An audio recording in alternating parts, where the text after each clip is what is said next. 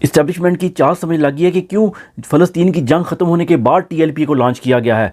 पहले ये सुन लें कि क्या वाकई फ़लस्तीन के लिए वो निकले हैं। लेकिन हम तो फ़लस्तीन की यकजहती के लिए खड़े हैं रोड पर, और तो हमारा मकसद ही कोई नहीं दुनिया में। पहली बात तो जंग ख़त्म होने के बाद अगर कोई मौका याद आए ना, सबसे पहले अपने मुंह पे मारना चाहिए। तो तमाम टीएलपी वालों को अपने मुंह पे चपेड़े मारनी चाहिए। नंबर 2, इनका असल मकसद सुने।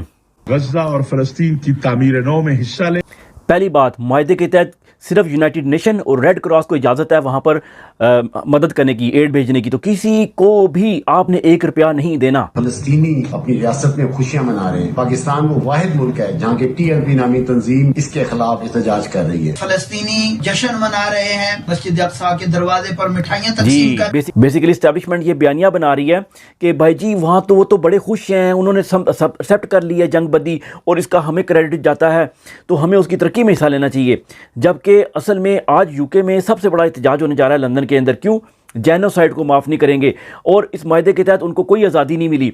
तो लोग सिर्फ जंग रुकी है, वो सिर्फ इस बात की खुशी मना रहे हैं कि 2 साल से हर रोज़ हम मर रहे थे, तो चलो हमें शायद कुछ खाने को मिल जाए। वो इस बात की खुशी मनाई जा रही है। और पाकिस्तान क्या कह रहा है एस्टैब्लिशमेंट कि भाई जी इसको बेस बना के अब आप उसके ऊपर मायदे को एक्सेप्ट कर लें, और अगला जो स्टेप है वो आपको पता ही है, इसराइल को तस्लीम करना। उसके लिए राह हमवार की जा रही है इन मौलवियों को लॉन्च करके। ये ऐसे ही है जैसे किसी को मजबूर कर दीजिए। वो कराची में लड़की ने मार नहीं थे बाप बेटी को, और बाद में उनको मजबूर करके माफ़ीनामा लिखवा लिया गया था।